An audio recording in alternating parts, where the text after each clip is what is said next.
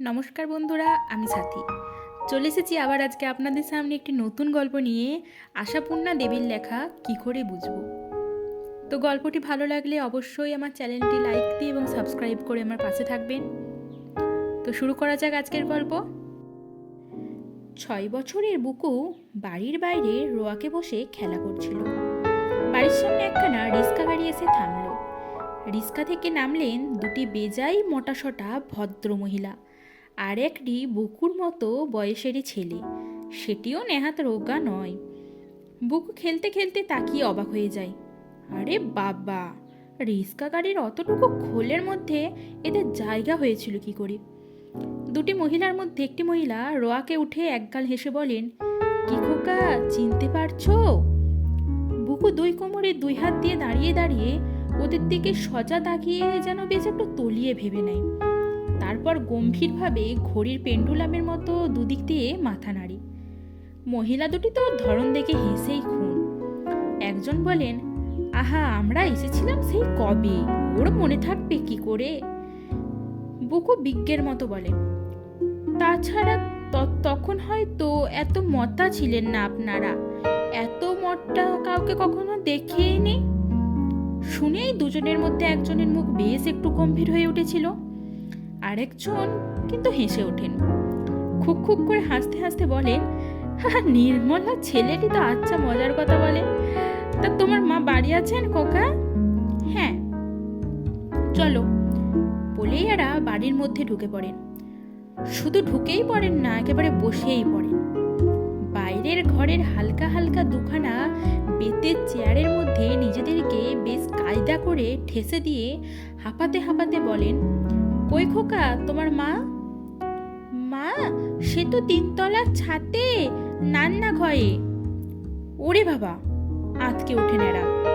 3 তলায়? সিঁড়ি ভেঙে আর উঠতে পারবো না বাবা, রক্ষে করো।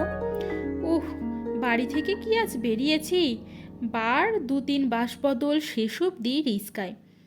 যাও দেখিনি বাবা, ছুটে 3 তলায় গিয়ে খবর দিয়ে এসো তোমার মাকে।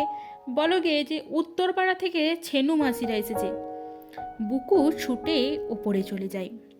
ইত্যবসরে নতুন আসা ছেলেটি, যার নাম ডাম্বল, চেয়ারে গুছিয়ে বসার বদলে একখানা চেয়ার কুনুয়ের ধাক্কায় উল্টেছে।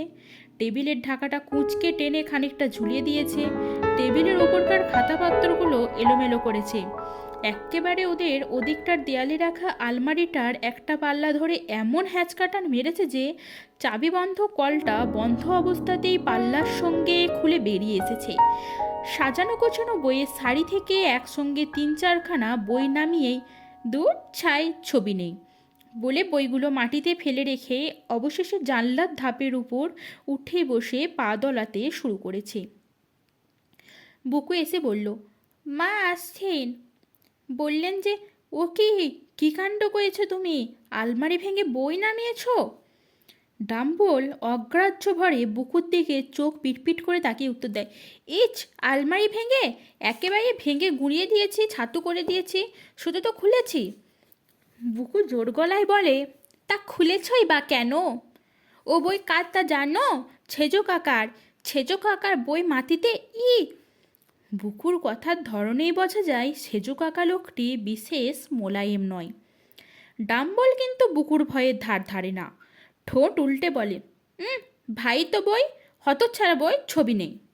বুকু গম্ভীরভাবে বলে, ছবি থাকবে কি জন্য? ও কি ছোটদের বই? ও তো বড়দের বই। যেমন হাতির মতো চেহারা তোমার, তেমন হাতির মতো বুদ্ধি। আচ্ছা আছুক না ছেজো কাকা, মজা দেখিয়ে দেবেন একেবারে, পিঠের থাল তুলবেন তোমার। মোটা মহিলা দুটি, যাদের মধ্যে একজনের নাম ছেনু মাসি আর অন্যটির নাম বেনু মাসি, তারা চোখ ড্যাব ড্যাব করে বুকুর কথা শুনছিলেন। এইবার রেগে গমগম করে ছেলেকে বললেন, ডাম্বল, বই তুলে রাখো, সব জায়গা নিজের বাড়ি নয়, বুঝলে? এইতেই ছেলেকে শাসন করা হয়ে গেল ভেবে নিশ্চিন্ত হয়ে তারা মনে মনে বুকুর মুণ্ডুপাত করেন। কি অসভ্য ছেলে বাবা, কথা নয় তো, যেন ইটপাটকেল। ছেলেকে কি শিক্ষাই দিয়েছে নির্মলা। এইবার ঘরে এসে ঢোকেন বুকুর মা নির্মলা। আঁচলে ভিজে হাত মুছতে মুছতে ঢোকা দেখেই বোঝা যায় কাজে ব্যস্ত ছিলেন। ঘরে ঢুকেই হৈ হৈ করে অভ্যর্থনা শুরু করে দেন। ও মা, আমার কি ভাগ্যে ছেনু মাসি বেনু মাসি যে এতদিনে বুঝি মনে পড়লো। আমি তো ভেবেছিলাম ভুলেই গেছো আমাকে। সত্যি কতকাল পরে দেখা, কি আনন্দ যে হচ্ছে কি করে বলবো। এত ভালো লাগছে ছেনু মাসি। বুকুর মা যতক্ষণ কথা কইছিল, বুকু অবাক হয়ে ফেল ফেলিয়ে মায়ের মুখের দিকে তাকিয়েছিল। কথা শেষ হতেই বলে ওঠে, ওকে মা, এই মাত্র যে বললে বাবা, শুনে গা জ্বলে গেল। অসময়ে লোক বেড়াতে আসা ভালো লাগে না, এখন আবার ভালো লাগছে বলছো কেন? ছেলের কথা শুনেই বুকুর মায়ের মাথায় বজ্রাঘাত। এ কি সর্বনেশে ছেলে! তিনি না হয় বলেই ফেলেছেন দুটো কথা, তাই বলে এমনি করে হাট্টে হাঁড়ি ভেঙে দেবে? ওদিকে ছেনু বেনু দুই বোনের দুই দুনে চারটি চোখ কপালে উঠে গেছে। তারা বলে, কত তোড়জোড় করে সেই উত্তরপাড়া থেকে ভবানীপুরে ছুটে এসেছেন পাতানো বঞ্চিটির সাথে দেখা করতে, আর তার কাছে কিনা এই অভ্যর্থনা। এদিকে বুকুর মার যে সেদিন সিনেমার টিকিট কেনা রয়েছে তা তো এরা জানেন না। সে কথা অবশ্যই ফাঁস করেন না বুকুর মা। ছেলের কথার উপর ঝাপটা মেরে বলেন, কি শুনতে কি শুনেছে শতবাগা ছেলে, যা হয় বললেই হলো। ছেনুমাসি চালতা চালতা গাল ফুলিয়ে তালের মতো গম্ভীরভাবে বলেন, আহা, তা ছেলেকে গাল দিচ্ছ কেন নির্মলা? সত্যিই তো অসময়ে এসে পড়িয়ে কাজের ক্ষতি করে দিলাম। বুকুর মা ব্যাকুল হয়ে বলেন, কিচ্ছু না মাসিমা, এ সময়ে কোনো কাজ থাকে না আমার, এখন বিকেলবেলায় আবার এত কাজ কি? কিন্তু বুকু শেষ করতে দেয় না, টপ করে তাড়াতাড়ি বলে ওঠে, বাহ, কাজ নেই কি? এখনই তো গাদা গাদা কাজ। সিনেমার টিকিট কেনা রয়েছে না আমাদের, বাবা এলেই তো চলে যাব, তাড়াতাড়ি রুতে তুতে সব করে নেবে না? এত তাড়াতাড়ি কথা বলে বুকু, তাকে আর কথার মাঝে থামানো যায় না। এরপর যদি বুকুর মা কালো ছেলের কান মোলে লাল করেছিলেন, তখন দোষ দেওয়া যায় তাকে। কান মোলে ধমক দেন, যা বেরো হতবাগা লক্ষ্মী ছাড়া ছেলে, ভূতে পেয়েছে নাকি তোকে আজকে? সত্যি এ ছেলেকে ধরে আছড়ে মারলে রাগ যায়। তোমরাই বলো ছেনু মাসি, কেবল বানিয়ে বানিয়ে কথা বলে। বুকু চলে যেতে বুকুর মা ডাম্বলকে নিয়ে পড়েন। ও মা, ডাম্বল যে দেখিনি এতক্ষণ, এত বড় হয়ে গেছে, আর কি সুন্দর দেখতে হয়েছে। বেনু মাসি, তোমার এই ছেলেটাই বোধহয় সবচেয়ে ফর্সা, তাই না? একেই তো পরের কালো ছেলেকে ফর্সা বলা, বিচ্ছু ছেলেকে সনা ছেলে বলা নিয়ম, তাছাড়া আবার নিজের ছেলের বেয়াড়া কথাগুলো ভুলিয়ে দেওয়ার জন্যই বেশি করে বলতে হয় বুকুর মাকে। নইলে সত্যি কিন্তু ডাহম্বল আহামরি আর ফর্সা নয়। বেনু মাসি এবারে একটু প্রসন্ন হয়ে বলেন, না, ডাম্বলও ছোটোবেলায় ওই রকমই ছিল, এখন রোদে ঘুরে ঘুরে তা। তোমার বুকুও তো কালো হয়ে গেছে। আমার বুকু তো কালোই ছিল, তারপর ডাম্বল বাবু কি পড়তে টড়তে শিখলে? স্কুলে ভর্তি হয়েছ নাকি? বেনু মাসি কি বলতে যাচ্ছিলেন, ডাম্বল তরবর করে বলে ওঠে, কাঁচকলা, স্কুলে ভর্তি করে দিলে তো আমার বাবাতে হার কেপ্পন।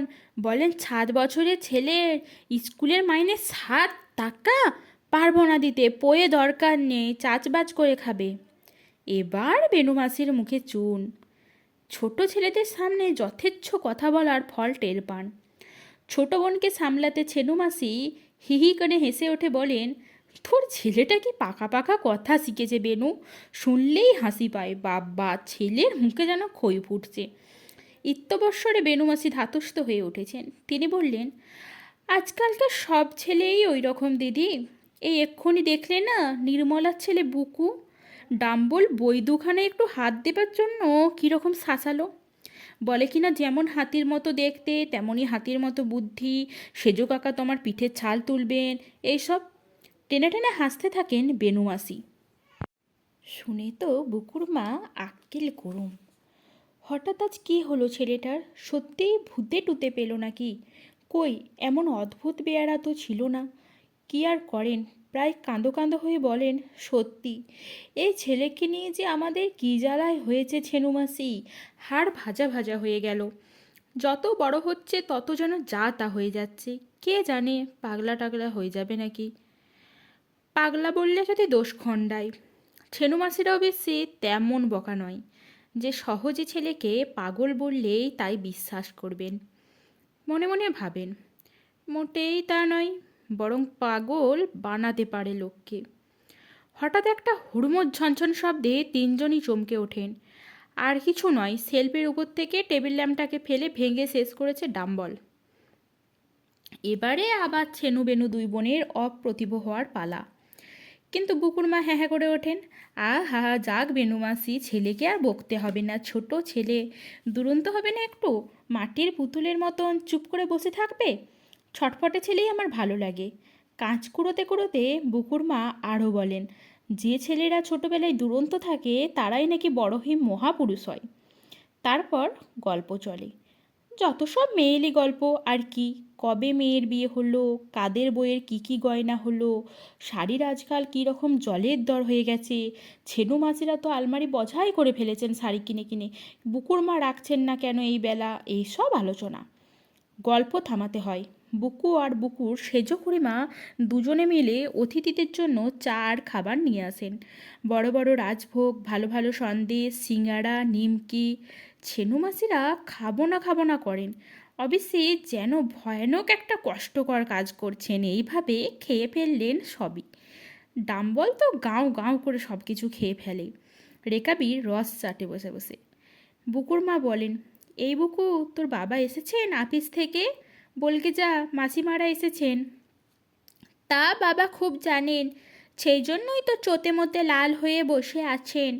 বললেন, খুব যা হোক, ছেনু মাসিরা বেড়াতে আসার আর দিন পেলেন না, আমাদের সিনেমার টিকিটগুলো পচাবার জন্য বেছে বেছে আজই আসতে ইচ্ছে হলো।